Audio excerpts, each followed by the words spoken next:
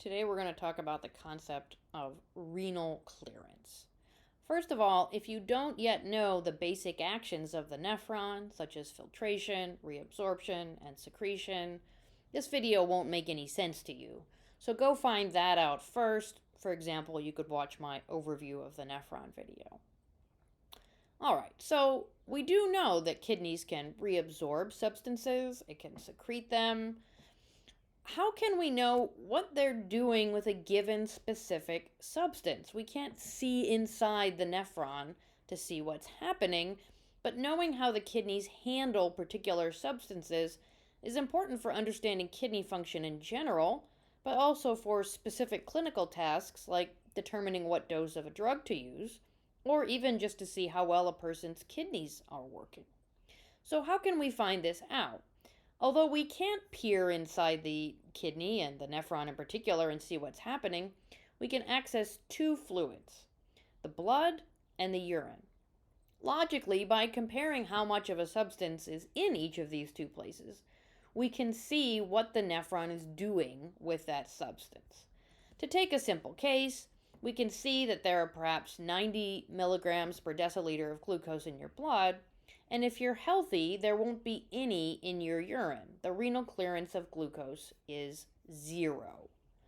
So we know what the kidney did with the glucose that entered the nephrons. It was completely reabsorbed. Each molecule of glucose was reabsorbed back into the blood. Otherwise, some would have remained in the nephron and come out as urine. Well, most things aren't going to be as simple as glucose, right? Usually some of the thing you're measuring, solute, drug, whatever, will come out in the urine. And what we need to know is how quickly that's happening. Well, we can't observe the process of urine formation, but what we can do is have someone collect their urine over a specific period of time, let's say 24 hours. And if we assume the rate of secretion was constant over that time, then we can calculate how quickly they were excreting it in, for example, milligrams per minute. So, for example, with sodium, if we collect the urine and in that 24-hour urine sample measure 3,600 milligrams of sodium, then simply by dividing by the time that's passed, we can calculate that they had an excretion rate of 2.5 milligrams per minute. So now we know how fast the kidney is getting rid of that substance, in this case sodium, and we can simply divide the excretion rate, which is what we calculated at the bottom here, by the amount that's in plasma to see how quickly that substance is being eliminated from the blood. And that is what renal clearance is. So we already measured that there was 2.5 milligrams per minute of sodium being excreted. If we measure the amount of sodium in blood, which is easy to do with a blood sample, we find in this example that it's 3.2 milligrams per mil. And if we divide those, we end up with 0.78 milliliters per minute. That is the renal clearance for sodium. Now, looking at these units, milliliters per minute, what does that unit mean? It's important to consider. So pause the video and decide what you think it means that the renal clearance of sodium has this particular value. Well, it has to be something that reflects the kidney's elimination of sodium from the body fluids. So the correct answer here, perhaps surprisingly, is actually B. Every minute, 0.78 milliliters of plasma has been made totally sodium-free.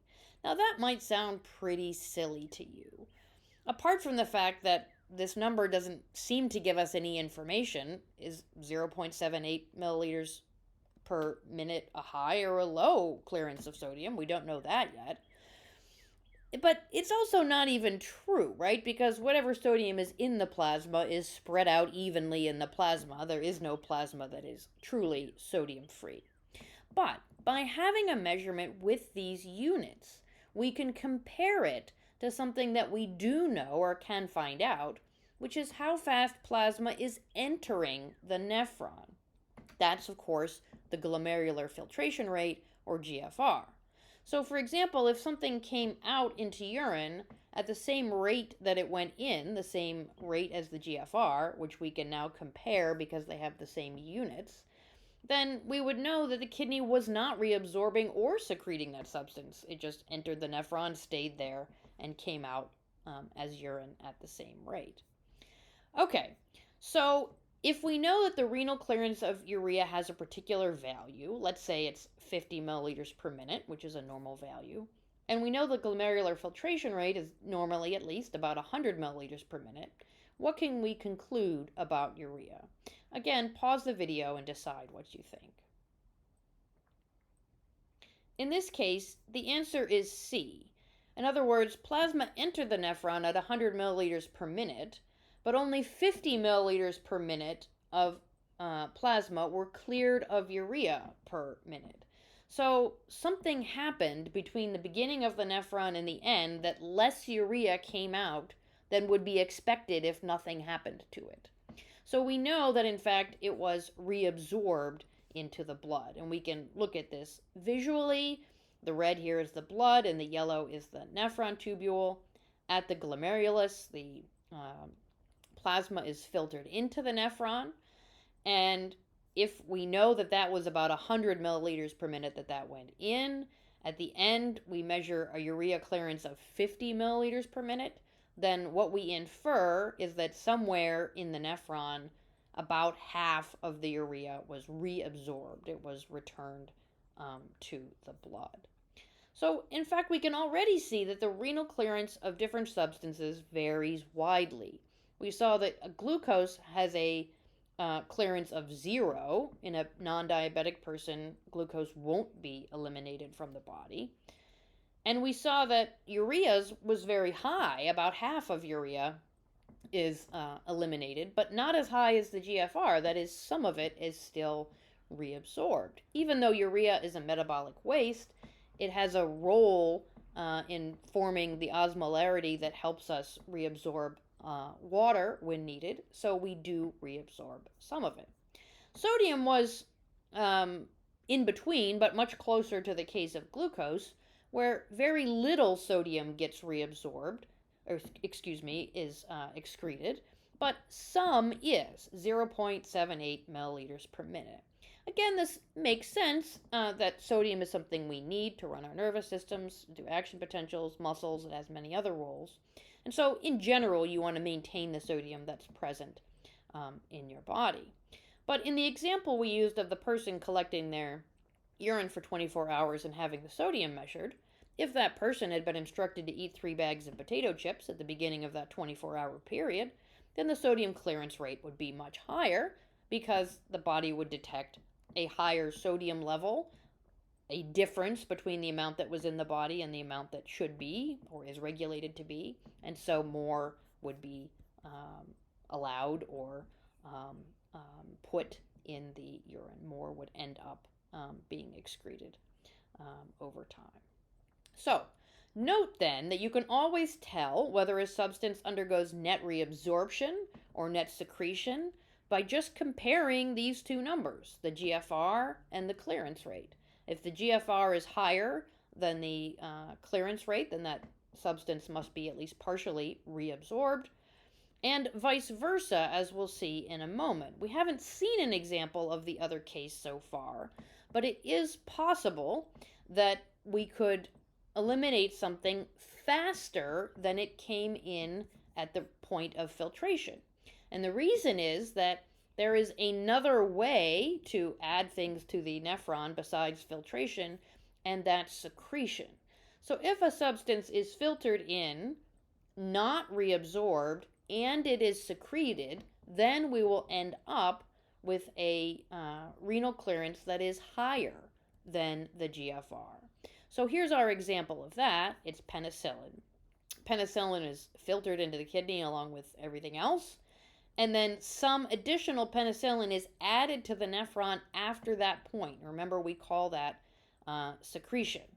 We're not going to reabsorb any penicillin, so net what we've done is added more penicillin after the point of filtration, and penicillin's clearance is about 150 milliliters per minute. Now, we might be surprised by this because we think of penicillin as an important molecule used to treat bacterial infections. And so we might wonder why the kidney is working so hard to get rid of it. But remember, from the perspective of the body, penicillin is simply a foreign substance, and these foreign substances, generally, the kidney works very hard to eliminate them very quickly. So we have no way of seeing what's going on inside the nephron tube, but we can, by knowing how fast fluid goes into the kidney and then how quickly, using our urine and blood samples, it's being eliminated from the blood, we can essentially infer what's happening to it inside the nephron tube. Knowing exactly how fast a person's kidneys are getting rid of, for example, penicillin, can help the FDA approve the right dose of penicillin in general. It can help clinicians give a particular person the right dose of it. And we can also learn whether a person's kidneys are correctly handling a particular substance if their renal clearance of that substance is different than we would expect in a healthy person.